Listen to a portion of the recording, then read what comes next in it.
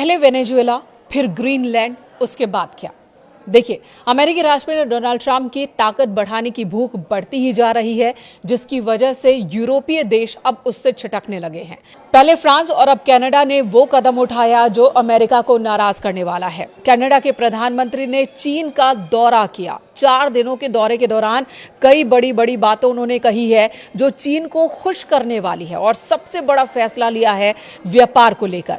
एक नया व्यापार समझौता हुआ कनाडा और चीन के बीच, और इस व्यापार समझौते में जो टैरिफ कनाडा चीन के प्रोडक्ट्स पर लगाता था उसे हटा दिया गया है या फिर बहुत कम कर दिया गया है, जिससे चीन को कनाडा का बड़ा बाजार मुफ्त में मिल जाएगा। समझ लीजिए, बिना टैरिफ के मिल जाएगा।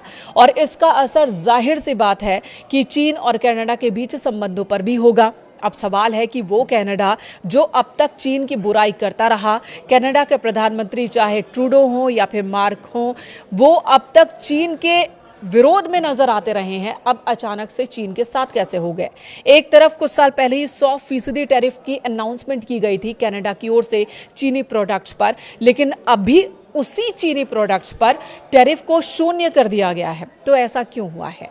दरअसल इसके पीछे की वजह खुद अमेरिका के राष्ट्रपति डोनाल्ड ट्रंप है। डोनाल्ड ट्रंप ने पहले वेनेजुएला पर कब्जा किया, अगला टारगेट ग्रीनलैंड है।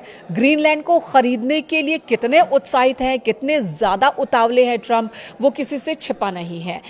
ये बात यूरोपीय देशों को भी समझ में आ रही है। नाटो को बार बार ये धमकाना कि बिना अमेरिका के नाटो का कोई अस्तित्व ही नहीं है, यानी कि यूरोपीय देशों का कोई अस्तित्व नहीं है अगर अमेरिका नहीं है तो। उन पर अटैक रूस या फिर कोई और कंट्री कर सकता है, चीन उन पर कब्जा कर सकता है। इस तरह की धमकी, एक तरह से डर का माहौल ट्रंप की ओर से बनाया गया है। तो कनाडा को लेकर ये माहौल तो पहले से ही है। कनाडा को अमेरिका बार बार ये कहता रहा है कि वो 51वां राज्य है यूनाइटेड अमेरिका का, यानी कि कनाडा सिर्फ हमारे पड़ोसी नहीं है, हमारे साथ नहीं है, बल्कि अमेरिका का ही एक हिस्सा है। ये बार बार ट्रंप की ओर से कहा जाता रहा है। इससे पहले जो बाइडेन ने भी इस तरह की बात कही थी, मार्क ट्रूडो ने जिसकी नाराजगी जताई थी जिस पर, और अब जब कनाडा के प्रधानमंत्री मार्क कार्नी की बात करें तो उनका भी ये कहना है कि कनाडा का अस्तित्व अलग है। इससे पहले कि ग्रीनलैंड पर कब्जा कर ले ट्रंप और फिर कनाडा की तरफ अपने इस उत्साहित पंजे को आगे बढ़ाए, कनाडा चीन के साथ खड़ा नजर आ रहा है ताकि चीन कनाडा को शील्ड दे सके, अमेरिका से बचा सके। जो कनाडा अमेरिका के साथ साथ था, अमेरिका के कहने पर ही अपने विदेश नीति बनाता था, खासकर चीन को लेकर कनाडा का जो रुख रहा है वो अमेरिका के दिशा निर्देशों पर ही रहा है हाल फिलहाल के सालों में। लेकिन अब वही कनाडा एक अलग रणनीति बनाता हुआ दिख रहा है और अपने लिए बाजार भी खोलता दिख रहा है। अब जब कनाडा ने रिलीफ दे दिया, कनाडा की ओर से चीन के प्रोडक्ट्स पर रिलीफ दे दिया गया है, तो चीन ने भी कनाडा के प्रोडक्ट्स पर टैरिफ को हटा दिया है, जिससे चीन का बाजार भी कनाडा को मिल गया है। कई ऐसी चीजें हैं जिसका व्यापार चीन और कनाडा के बीच होता है। आपको बता दें, इसमें विन विन सिचुएशन है। कनाडा को जहां फायदा है तो वहीं पर चीन को कनाडा का एक बड़ा बाजार मिल जाएगा, और साथ ही चीन की ताकत का आभास भी कनाडा के पास होगा। हालांकि अमेरिकियों का कहना है, अमेरिका का कहना है कि ये कनाडा की एक बहुत बड़ी भूल है। अगर चीन के साथ कनाडा जाता है तो चीन ने जिसका भी साथ दिया है उससे फायदा ही उठाया है और वहां तबाही मचाई है। तो ये डर कनाडा को होना चाहिए कि अगर वो चीन के करीब गए तो खामियाजा भुगतना पड़ सकता है उन्हें। साथ ही ट्रंप ने आंखें तरेरी है कनाडा के प्रधानमंत्री को लेकर, और उनका कहना है कि आपने इलेक्ट्रिक व्हीकल जो कि चीन से कनाडा में बेची जाती थी, अब तक 100% उस पर टैरिफ लग रहा था, लेकिन अब उस टैरिफ को घटाकर 0 या 5% कर दिया गया है। औसत टैरिफ 5% है। तो इससे अब कनाडा के बाजार में चीन के इलेक्ट्रिक वाहन की जो सप्लाई है वो बढ़ जाएगी। जाहिर सी बात है, चीन के इलेक्ट्रिक वाहन जो है वो कनाडा में अब सस्ते हो जाएंगे तो उनकी बिक्री भी ज्यादा होगी, और इसका सीधा सीधा खामियाजा अमेरिकी कंपनियों को भुगतना पड़ सकता है, जिसमें टेस्ला भी शामिल है। टेस्ला के, फोर्ड के जो इलेक्ट्रिक वाहन हैं वो भी कनाडा में बेचे जाते हैं, लेकिन उन पर टैरिफ ज्यादा है, और ऐसे में टेस्ला और फोर्ड को अब चीनी इलेक्ट्रिक वाहनों से टक्कर मिलेगी, कॉम्पिटिशन बढ़ जाएगा। तो ट्रंप चेता रहे हैं और ट्रंप कह रहे हैं कि इसका खामियाजा कनाडा को भुगतना पड़ सकता है, लेकिन कनाडा उस राह पर आगे बढ़ चला है। कनाडा के प्रधानमंत्री मार्क कार्नी ने चीन का दौरा किया, 4 दिनों तक रहे, जहां पर उन्होंने राष्ट्रपति शी जिनपिंग से मुलाकात की, साथ ही जो कम्युनिस्ट पार्टी है चीन की उसके हेड से भी मुलाकात की है, स्टैंडिंग कमेटी के हेड से मुलाकात की, और इस मुलाकात को बहुत ज्यादा अहम माना जा रहा है। ये ठीक वैसे ही है जैसे कि कनाडा, मान लो, जो कि पूंजीवादी खुद को कहता है, वो कम्युनिस्ट पार्टी की नीतियों का साथ दे रहा है।